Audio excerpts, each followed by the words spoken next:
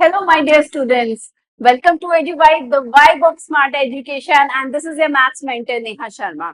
So as you already know, हम जो है हमारा previous videos में हम हमारा chapter 1 start कर चुके हैं, that is integers, जिसके अंदर हम हमारी exercise 1 and 2 वो भी complete कर चुके हैं.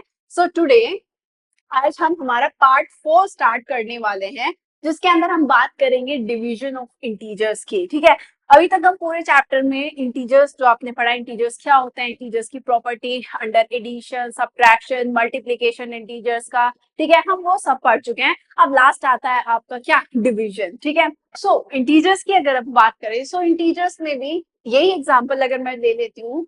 सपोज करो मैंने इंटीजर लिया है एक बार -3 × 5. आपको पता है -3 के अगर मैं 5 में मल्टीप्लाई करूंगी तो कितना आएगा, -15 आएगा. ठीक है, -15 आएगा. अब देखो यहाँ से मल्टीप्लीकेटिव, जैसे हमने यहाँ पे किया था कि एक मल्टीप्लीकेशन स्टेटमेंट के लिए हमें डिवीजन में 2 स्टेटमेंट मिलती हैं. तो क्या ऐसा इंटीजर्स के लिए भी पॉसिबल है? होल नंबर्स के लिए तो ऐसा पॉसिबल है, कि इंटीजर के लिए भी पॉसिबल है. तो चलिए देख लेते हैं.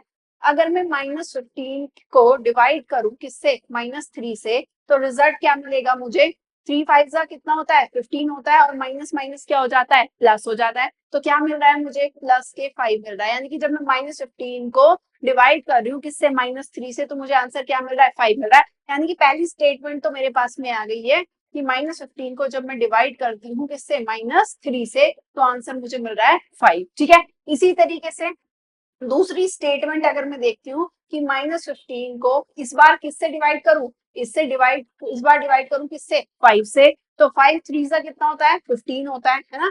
अगर मैं -15 को इस बार 5 से डिवाइड करूं तो 5 3 15 होता है, और माइनस प्लस कितना होता है, माइनस होता है. यानी कि सेकंड स्टेटमेंट क्या कहता है कि इस बार अगर मैं -15 को डिवाइड करूं किससे, 5 से, तो मुझे क्या मिलेगा, -3 मिलेगा. ठीक है, सो दैट मीन्स इंटीजर्स के लिए भी ये हम कह सकते हैं कि अगर मल्टीप्लिकेशन के लिए एक स्टेटमेंट है तो इंटीजर्स में भी डिवीजन के लिए भी हमें 2 स्टेटमेंट जो है वो मिलती है. ठीक है, तो जैसे होल नंबर के लिए अगर एक स्टेटमेंट मल्टीप्लिकेशन की है तो हमें 2 स्टेटमेंट मिलती है, किसके लिए, डिवीजन के लिए. तो हाँ, हम इसके लिए भी लिख सकते हैं, इंटीजर्स के लिए भी हम जो है 2 स्टेटमेंट लिख सकते हैं, डिवीजन के लिए भी. ठीक है, क्लियर है कि किस तरीके से डिवीजन हम करने वाले हैं इंटीजर्स का. ठीक है, चलिए फिर आगे बढ़ते हैं. All right, so that's all for this video. Till then, stay tuned for our next video and have questions. Feel free to ask anytime and looking forward to a great year ahead.